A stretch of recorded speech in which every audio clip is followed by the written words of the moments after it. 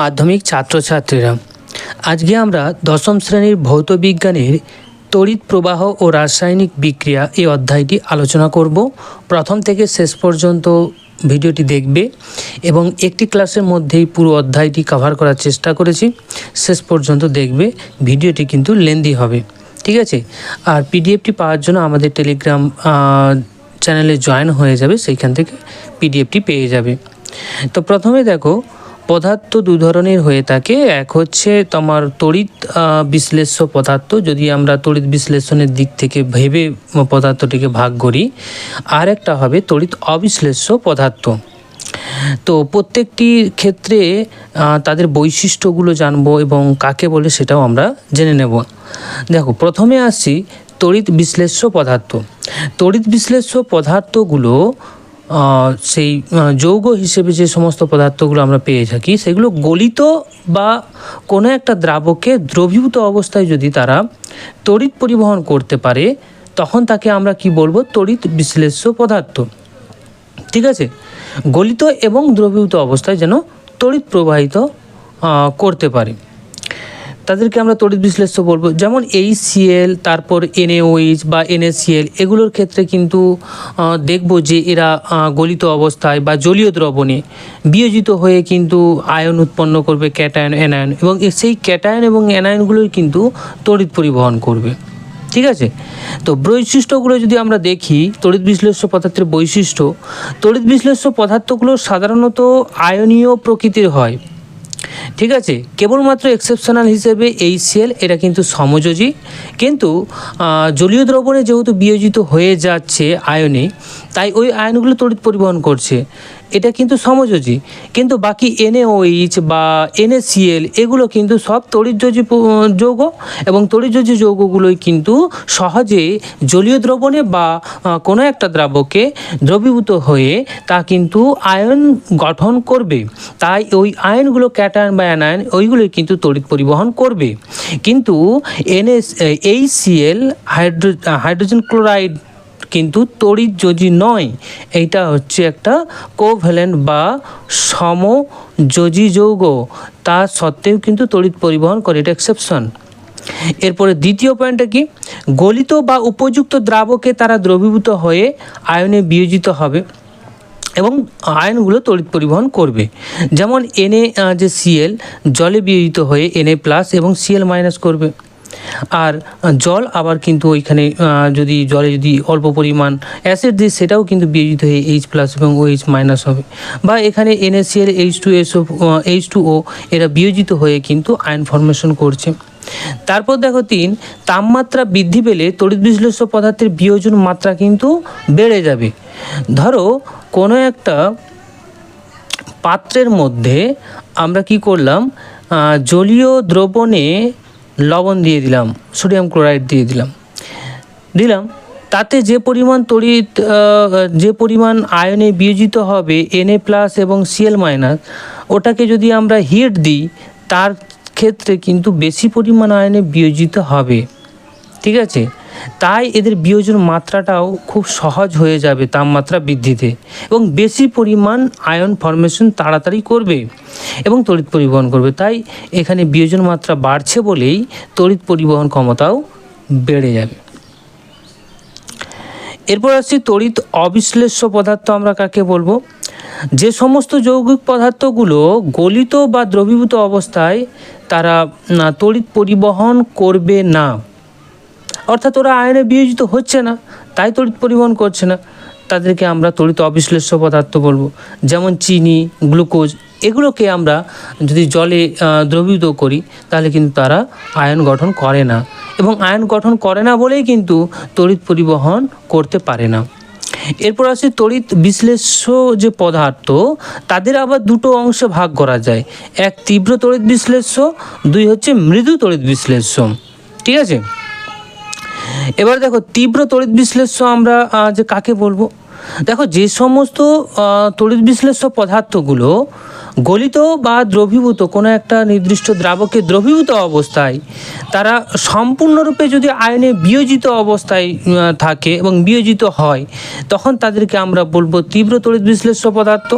যেমন তীব্র অ্যাসিড যেগুলো হয়, যেমন HCl বা H2SO4 বা নাইট্রিক অ্যাসিড, এগুলো কিন্তু সম্পূর্ণরূপে বিয়োজিত হয়ে H+ এবং অ্যানায়ন উৎপন্ন করে।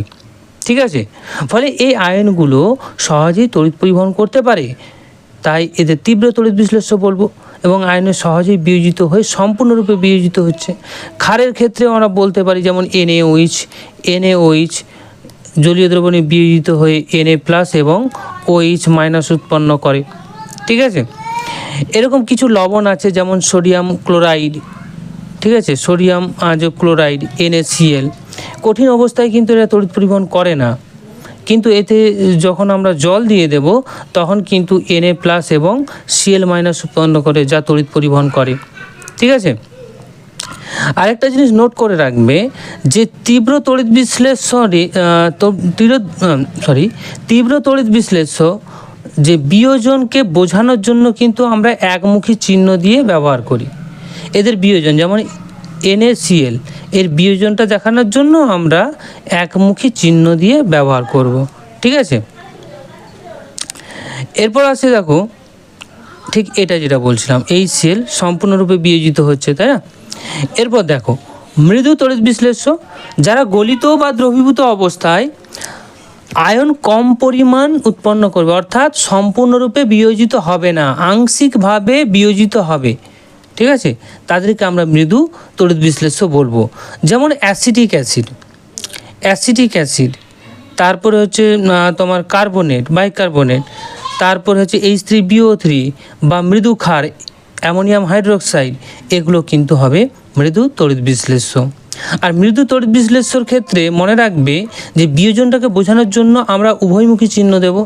যেহেতু অ্যাসিটিক অ্যাসিড একটি মৃদু তড়িৎ বিশ্লেষ্য, তাই এদের বিয়োজনটাকে আমরা দেখানোর জন্য উভয়মুখী চিহ্ন দেব। ক্লিয়ার? এরপর আসছি তড়িৎ বিয়োজন বা আয়োনাইজেশনটা কি, এই জিনিসটা আমাদের একটু জেনে নিতে হবে। যে তড়িৎ বিশ্লেষ্য পদার্থ দ্রবীভূত বা বিগলিত অবস্থায় স্বতঃস্ফূর্তভাবে আংশিকভাবেও বিয়োজিত হতে পারে, আবার সম্পূর্ণরূপেও বিয়োজিত হতে পারে, দুইভাবে হতে পারে। আংশিকভাবে যখন বিয়োজিত হচ্ছে তখন মৃদু তড়িৎ বিশ্লেষ্য বলছি, আর যখন সম্পূর্ণরূপে বিয়োজিত হচ্ছে তখন তাকে তীব্র তড়িৎ বিশ্লেষ্য বলছি, তাই না? তাহলে এখানে আংশিক বা সম্পূর্ণরূপে বিয়োজিত হতে পারবে এবং ক্যাটায়ন অ্যানায়ন উৎপন্ন করে এবং ওই যে তোমার দ্রবণের মধ্যে যে ক্যাটায়ন অ্যানায়ন উৎপন্ন হলো, তারা কিন্তু তড়িৎ পরিবহন করতে পারবে। ঠিক আছে, তো দ্রবীভূত বা গলিত অবস্থায় তড়িৎ বিশ্লেষ্য পদার্থের এরূপ যে বিয়োজন ঘটলো, এই বিয়োজনকে আমরা বলবো আয়নাইজেশন বা তড়িৎ বিয়োজন। ক্লিয়ার? এরপর হচ্ছে বিয়োজন মাত্রাটা কি। গলিত বা উপযুক্ত দ্রাবকে দ্রবীভূত অবস্থায় যদি কোনো তড়িৎ বিশ্লেষ্য মোট যে পরিমাণের যত অংশ বিয়োজিত হতে পারছে তাকেই তার বিয়োজন মাত্রা বলবো। ঠিক আছে, যেমন তীব্র তড়িৎ বিশ্লেষ্য পদার্থগুলো সম্পূর্ণরূপে আয়নে বিয়োজিত হচ্ছে, তাদের ক্ষেত্রে আমরা যদি ধরে নিই 100%, তাহলে মৃদু তড়িৎ বিশ্লেষ্যের ক্ষেত্রে কিছুটা কম হবে, সেটা আমি 50% ধরে নিলাম। ঠিক আছে, কারণ আংশিকভাবে বিয়োজিত হচ্ছে, এটা ধরে নিলাম। ওটা কিন্তু থিওরিটিক্যাল ভ্যালু আছে, ওইভাবে বলা যায় না, আমি ধরে জাস্ট জিনিসটা বোঝানোর চেষ্টা করলাম। এরপর দেখো তড়িৎ বিশ্লেষণটা কি। যে প্রক্রিয়ায় দ্রবীভূত বা গলিত তড়িৎ বিশ্লেষ্য যে পদার্থটা আমরা নিয়েছি তার মধ্য দিয়ে যদি আমরা তড়িৎ প্রবাহ ঘটাই, তাহলে ওই যে রাসায়নিক বিয়োজন ঘটে এবং ভিন্ন ধর্মবিশিষ্ট নতুন যে পদার্থ উৎপন্ন হয় তাকে আমরা বলবো যে তড়িৎ বিশ্লেষণ। ঠিক আছে, এবার আসছি এই যে তড়িৎ বিশ্লেষণ কোথায় ঘটানো হয়। তড়িৎ বিশ্লেষণটা ঘটানো হয় ভোল্টামিটারে। অবশ্যই লক্ষ্য রাখবে ভোল্টামিটার, ভোল্ট মিটার নয়, ভোল্ট মিটারে বিভব প্রভেদ মাপা হয়, ভোল্টামিটার, এখানে তড়িৎ বিশ্লেষণ ঘটানো হয়। ভোল্টামিটার জিনিসটা কি, এটা একটা কাচের পাত্র এবং কাচের পাত্রের মধ্যে দুটো ইলেকট্রোড লাগানো থাকে, একটা হচ্ছে অ্যানোড আর একটা হচ্ছে ক্যাথোড, এবং যে তরলটা নেব ওই কাচের পাত্রের মধ্যে সেটা অবশ্যই তড়িৎ বিশ্লেষ্য দ্রবণ হবে, তড়িৎ বিশ্লেষ্য পদার্থ হবে। ঠিক আছে, এবং এই ক্যাথোড অ্যানোডকে ব্যাটারির সাথে যুক্ত করে রাখবো। যুক্ত করে যদি আমরা তড়িৎ প্রবাহ করি, সেই ক্ষেত্রে রাসায়নিক বিক্রিয়া ঘটবে, এখানে তড়িৎ শক্তি রাসায়নিক শক্তিতে রূপান্তরিত হবে। তাহলে এই যে পুরো যে সিস্টেমটা নিয়েছি, এই সিস্টেমটাকে আমরা বলবো ভোল্টামিটার। ক্লিয়ার? এরপর আসছি তড়িৎ দ্বারটা কি। তড়িৎ দ্বারটা আমাদের জেনে নিতে হবে। দেখো, ভোল্টমিটার যন্ত্রে তড়িৎ বিশ্লেষণের মধ্যে যে দুটো পাত আমরা জুড়ে দিয়েছি, ঠিক আছে, এই দুটো পাতকে আমরা বলবো তোমার তো ইলেকট্রোড বা তড়িৎদ্বার। সেটা ধাতুর তৈরি হবে অবশ্য। ঠিক আছে, যেমন আমরা প্লাটিনাম নিই বা গ্রাফাইট নিই বা কপার নিই, তাই না? তো এবার ক্যাথোড কোনটাকে আমরা বলবো?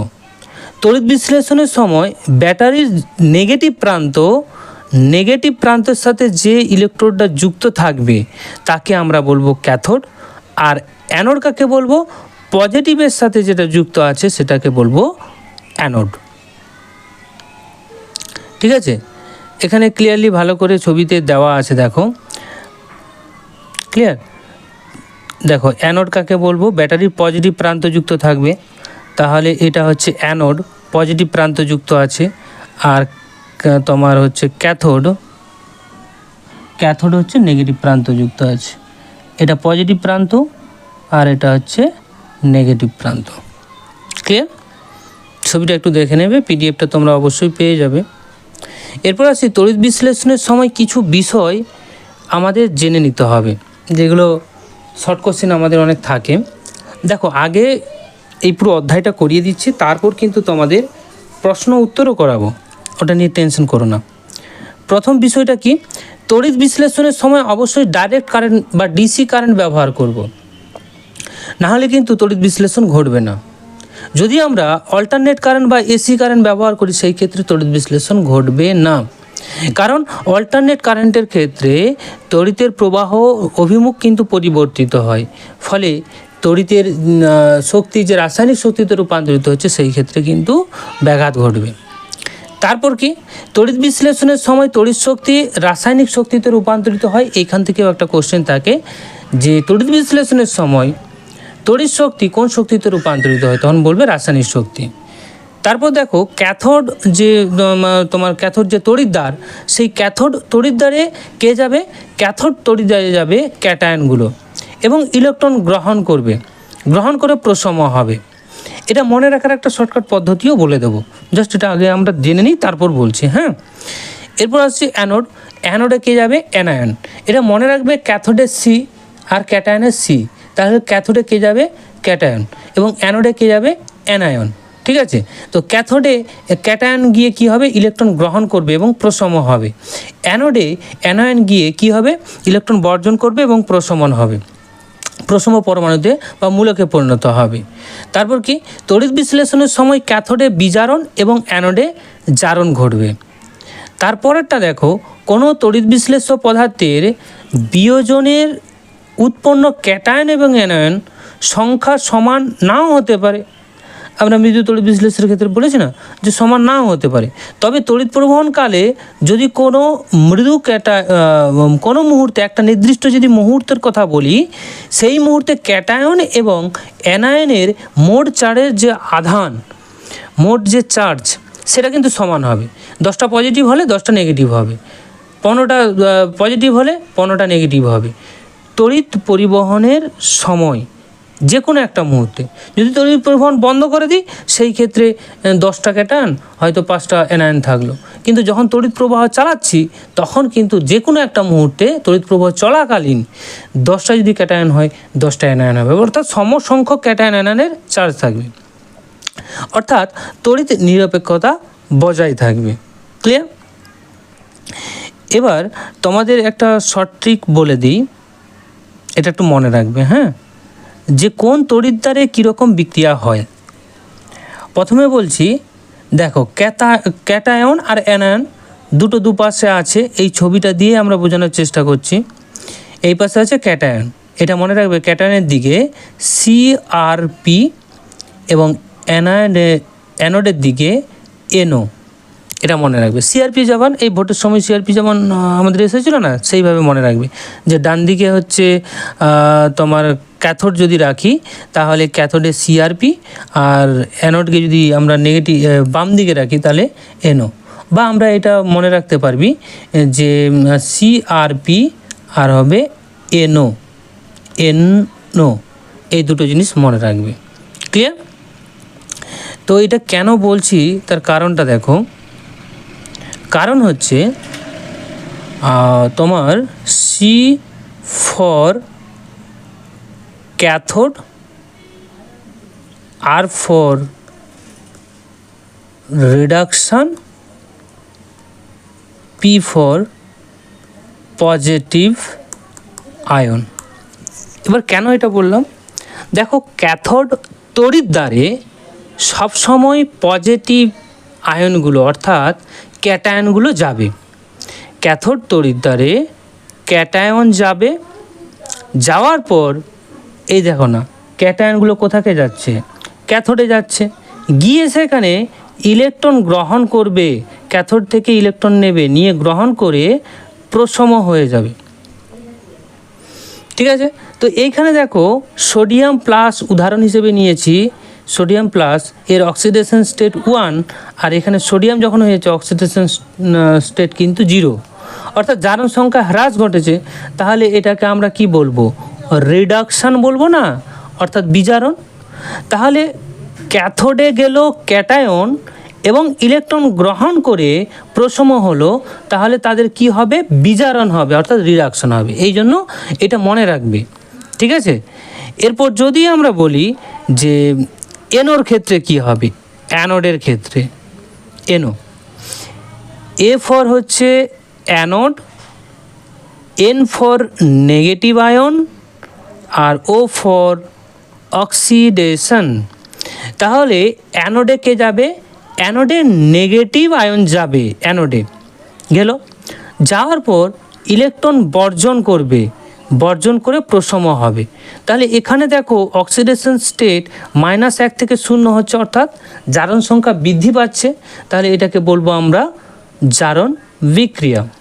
তাহলে আমরা কি দেখতে পেলাম, অ্যানোডে নেগেটিভ আয়নগুলো যাবে, অ্যানোডে নেগেটিভ আয়ন গেল, গিয়ে সে ইলেকট্রন বর্জন করে প্রশম হলো, অর্থাৎ তার অক্সিডেশন ঘটলো। যদি তোমাদের এখান থেকে প্রশ্ন দেয় যে অ্যানোড তড়িৎদ্বারে কী বিক্রিয়া সম্পন্ন হয়, অ্যানোডে অক্সিডেশন হয়, এবং কার অক্সিডেশন ঘটবে, নেগেটিভ আয়নগুলো। ক্যাথোডে তোমার কী ধরনের বিক্রিয়া ঘটে, ক্যাথোডে রিডাকশান হয়, অর্থাৎ বিজারণ হয়, কার ঘটবে, পজিটিভ বা ক্যাটায়নের। আশা করি জিনিসটা বুঝতে পেরেছ। দেখো একটা উদাহরণ দিয়ে আমরা জিনিসটা দেখব। জলের তড়িৎ বিশ্লেষণ যদি করি, তো বিশুদ্ধ অবস্থায় জল কিন্তু আয়নে বিয়োজিত হওয়া H2O থেকে H+ OH-, এটা কিন্তু সম্পূর্ণরূপে আয়নে বিয়োজিত হয় না, মৃদু অল্প পরিমাণ হয়। কিন্তু এতে যদি আমরা অ্যাসিড যোগ করে দিই, অল্প পরিমাণ H2SO4 দিয়ে দিই, সেই ক্ষেত্রে কিন্তু এরা আয়নে বিয়োজিত হয় খুবই দ্রুত, এবং সে আয়নটা ফর্মেশন করবে ক্যাটায়ন হিসেবে H+ এবং OH-। এবার আমরা যে বললাম CrPnO, সেইখান থেকেই কিন্তু আমরা বলে দিতে পারি যে ক্যাথোড বিক্রিয়াটা কি, অ্যানোড বিক্রিয়াটা কি। তাহলে ক্যাথোড বিক্রিয়া বলতে CrP, অর্থাৎ ক্যাথোডে যাবে ক্যাটায়ন, ইলেকট্রন গ্রহণ করবে এবং প্রশম হয়ে পরমাণু বা মূলকে গঠন করবে। তাহলে হাইড্রোজেন একটা ইলেকট্রন গ্রহণ করে H হলো, এবং দুটি হাইড্রোজেন পরমাণু মিলে গিয়ে হাইড্রোজেন গ্যাস উৎপন্ন হলো, এক অণু হাইড্রোজেন গ্যাস, সেটা ক্যাথোডে উৎপন্ন হলো জলের তড়িৎ বিশ্লেষণে। তাহলে জলের তড়িৎ বিশ্লেষণে ক্যাথোডে কোন গ্যাস উৎপন্ন হয়, হাইড্রোজেন গ্যাস। ঠিক একই রকমভাবে অ্যানোডে কোন গ্যাস উৎপন্ন হবে, অ্যানোডে উৎপন্ন হবে অক্সিজেন গ্যাস। কারণ কি, OH- মূলক ইলেকট্রন বর্জন করে OH উৎপন্ন করে, এবং 4টি OH সেখান থেকে অক্সিজেন এবং জল উৎপন্ন হয়। তাহলে জলের তড়িৎ বিশ্লেষণের ক্ষেত্রে কেন অল্প পরিমাণ জলের সাথে অ্যাসিড মেশানো হয় বলতে পারবে। তারপর হচ্ছে ক্যাথোডে এবং অ্যানোডে কি গ্যাস উৎপন্ন হয় সেটাও বলতে পারবে। ক্যাথোডে হাইড্রোজেন গ্যাস, অ্যানোডে অক্সিজেন গ্যাস উৎপন্ন হয়। এবং এদের যদি অনুপাত বলে দেয় যে এদের অনুপাতটা কি হবে, যে গ্যাস দুটো উৎপন্ন হচ্ছে তাদের অনুপাত কি হবে, 2:1 হবে। হাইড্রোজেন এবং অক্সিজেনের অনুপাত হবে 2:1। এখানে এই যে তোমাদের তড়িৎ বিশ্লেষণের যে ইগুলো দিয়েছি দেখো, এগুলো ভালো করে একটু দেখে নেবে, দেখবে খুবই সুন্দর বুঝতে পারবে। ক্লিয়ার? যেটা বললাম সেটাই কিন্তু এই চিত্রের সাহায্যে বলা আছে। পিডিএফটা অবশ্যই নিয়ে নেবে সবাই এবং প্রিন্ট আউট করে অবশ্যই বের করবে। এরপরে আসি কপার তড়িৎদ্বারের সাহায্যে কপার সালফেটের জলীয় দ্রবণের তড়িৎ বিশ্লেষণ যদি করি, একই রকমভাবে আয়নে বিয়োজিত হয়, আয়নে বিয়োজিত হয়ে কপার 2+ এবং সালফার ডাইঅক্সাইড 2- আয়ন উৎপন্ন করলো এবং জলও কিন্তু অল্প পরিমাণ ভেঙে গিয়ে H+ OH- উৎপন্ন করলো। তাহলে দ্রবণের মধ্যে কি কি আয়ন আছে, যে কপার 2+, H+ এবং SO4 2- আর OH-, এই চারটি কিন্তু আয়ন রয়েছে। ক্যাথোডের বিক্রিয়াটা কি হবে, ক্যাথোডে ক্যাটায়ন যাবে। এবারে বলো, ক্যাটায়ন বলতে দুটো ক্যাটায়ন আছে কিন্তু, ঠিক আছে, তড়িৎ বিশ্লেষণের মধ্যে কপার 2+ এবং H+। এবার কোনটা আগে মুক্ত হবে, অর্থাৎ কোনটা আগে দুটো ইলেকট্রন গ্রহণ করে প্রশম হবে। দেখো হাইড্রোজেন H+ এবং কপার 2+ এর মধ্যে ইলেকট্রন গ্রহণের প্রবণতা সবসময় কিন্তু কপার 2+-এর বেশি, তাই কপার 2+ দুটো ইলেকট্রন গ্রহণ করে কপারে অধক্ষিপ্ত হবে এবং সেটা কিন্তু ক্যাথোডে সঞ্চিত হতে থাকবে। আর যদি অ্যানোডের বিক্রিয়া আমরা দেখি, তাহলে অ্যানোডে কে কে যাবে, SO4 2- এবং OH-। এবার দেখো এইখানে এই যে দুটো আয়ন অ্যানোডে গেল তাদের যে বাড়তি যে ইলেকট্রন বর্জন করার জন্য, কিন্তু এদের ইলেকট্রন বর্জন করার থেকে যে তড়িৎদ্বারটা আমরা কপারের যে তড়িৎদ্বার ব্যবহার করেছিলাম, সেই কপারটা কি করবে, দুটো ইলেকট্রন বর্জন করা অনেক সহজ উপায়ে হয়ে যাবে, খুব দ্রুত হবে এবং এটাই আগে হয়ে যাবে। ফলে যে তড়িৎদ্বার আমরা অ্যানোড নিয়েছিলাম সে ক্ষয়প্রাপ্ত হবে, কারণ কপার 2+ হিসেবে বেরিয়ে আসবে, ঠিক আছে, তাই এইখানে কিন্তু অ্যানোড ক্ষয়প্রাপ্ত হয়। নিট ফলটা কি পাবো আমরা, নিট ফলটা আমরা পাবো যে তড়িৎ বিশ্লেষণের সময় অ্যানোড থেকে কপার দ্রবীভূত হয় এবং ক্যাথোড সমপরিমাণ কপারে অধক্ষিপ্ত হয়। আশা করি বোঝাতে পারলাম। ঠিক এইটা চিত্রটা দেখো, ক্যাথোড আর এটা হচ্ছে অ্যানোড, ঠিক আছে।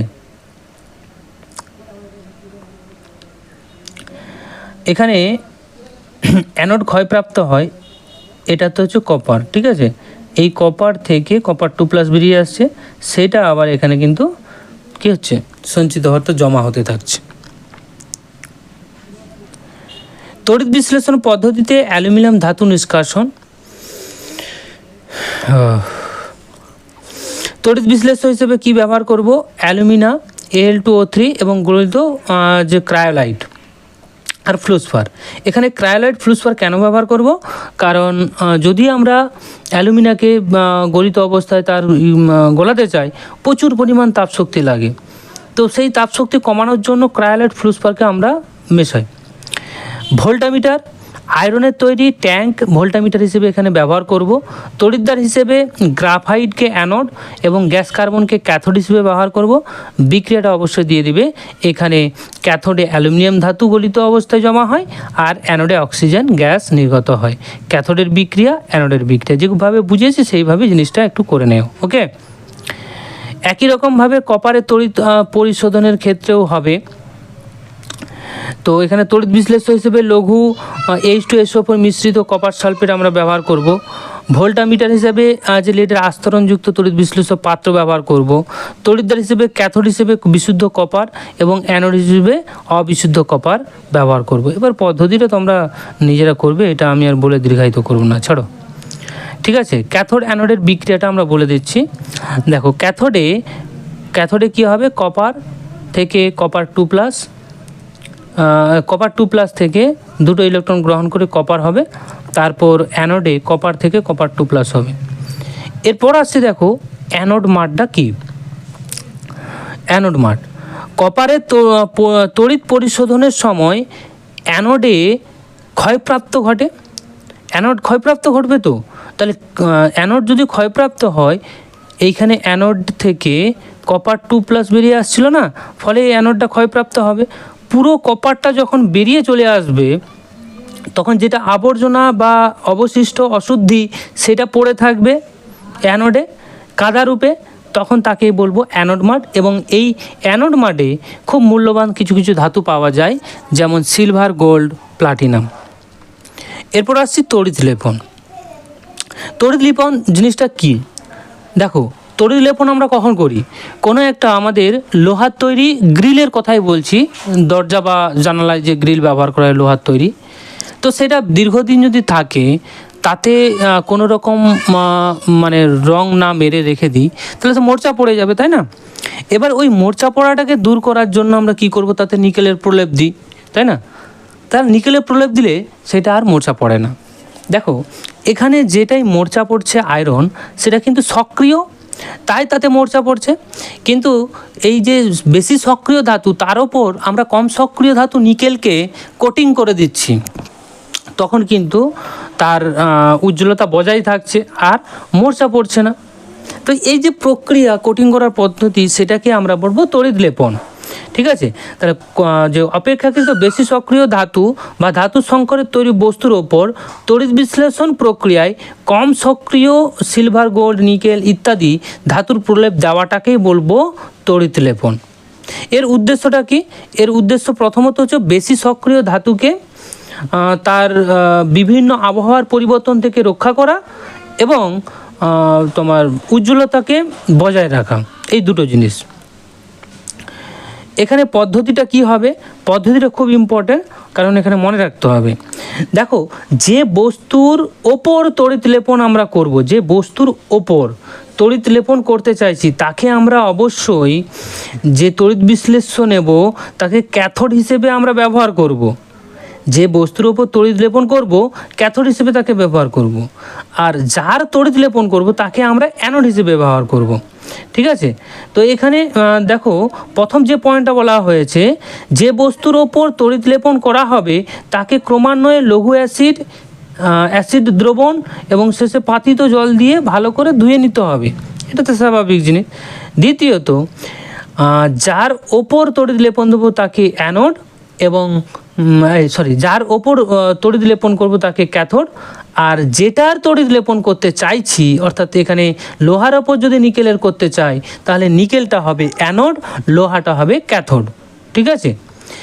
আর কি, যে ধাতুর প্রলেপ দিতে হবে সেই ধাতুর একটি দ্রাব্য কিন্তু নিতে হবে। অর্থাৎ লোহা নিলাম আর আমরা নিকেল নিলাম, ঠিক আছে? এটা ক্যাথোড আর এটা হচ্ছে অ্যানোড হিসেবে নিলাম। এবার তড়িৎ বিশ্লেষ্যটা কী নেব? তড়িৎ বিশ্লেষ্য অবশ্যই নিকেলের একটা তোমার দ্রবণ নিতে হবে, নিকেল সালফেট নিলাম তড়িৎ বিশ্লেষ্য হিসেবে। ঠিক আছে? এবার বিক্রিয়া যদি ঘটায়, তাহলে অ্যানোড থেকে নিকেল এসে কিন্তু এই আয়রনের ওপর প্রলিপ্ত হয়ে যায়, জমা হতে থাকে। এটাকে আমরা তড়িৎ বিশ্লেষণ বলি। আশা করি বোঝাতে পারলাম। এরপরে খুব ইম্পর্ট্যান্ট দুটো জিনিস আমাদের মনে রাখতে হবে। যেমন দেখো, অনেকে অসাধু লোক আছে না, যে রূপোর ওপর সোনার প্রলেপ দিয়ে সোনা বলে বিক্রি করে দেয়। সেইখানে যে তোমার রূপোটাকে আমরা কিন্তু ক্যাথোড হিসেবে ব্যবহার করি। ঠিক আছে? আর অ্যানোড হিসেবে গোল্ড নিয়ে নিলাম বা সোনা নিয়ে নিলাম, এবং তড়িৎ বিশ্লেষ্য হিসেবে আমরা তখন ব্যবহার করে নেব পটাশিয়াম বা সোডিয়াম তোমার আর্জেন্টো সায়ানাইড ব্যবহার করব। পটাশিয়াম অরোসায়ানাইড, সরি, যদি আমরা গোল্ডের প্রলেপ দিতে চাই, পটাশিয়াম অরোসায়ানাইড দিয়ে দিলাম। দিলে কিন্তু এই গোল্ড ক্ষয়প্রাপ্ত হয়ে অ্যানোড থেকে এই যে সিলভার আছে, সিলভারের ওপর অধক্ষিপ্ত হয়ে এবং সোনালি হয়ে যাবে। ঠিক আছে? ঠিক একই রকমভাবে আমরা এইখানে মনে রাখব যে কোনো বস্তুতে সোনার প্রলেপ দিতে বিশুদ্ধ লোহার পাতকে আমরা অ্যানোড হিসেবে ব্যবহার করব, এবং বস্তুটিকে যার ওপর প্রলেপ দেব তাকে ক্যাথোড হিসেবে ব্যবহার করব। এবং তড়িৎ বিশ্লেষ্য হিসেবে যেহেতু সোনার প্রলেপ দিচ্ছি, তাহলে পটাশিয়াম যে অরোসায়ানাইড ব্যবহার করব। এর সংকেত সহ নাম মনে রাখবে। আবার কোনো বস্তুতে রূপোর প্রলেপ দিতে গেলে বিশুদ্ধ রূপোর যে পাতকে আমরা অ্যানোড হিসেবে ব্যবহার করব এবং বস্তুর ক্যাথোডকে আমরা ব্যবহার করব ওই বস্তু। যেহেতু রূপোর প্রলেপ দেবো তাই সেটা হয়ে যাবে তড়িৎ বিশ্লেষণ হিসেবে পটাশিয়াম আর্জেন্টোসায়ানাইড। ওকে, তো প্রিয় ছাত্রছাত্রীরা কেমন লাগলো অবশ্যই জানাবে। পরবর্তী ভিডিওতে আমরা এই প্রশ্নপত্রগুলো আলোচনা করব। তো আজকে এই পর্যন্ত, থ্যাংক ইউ।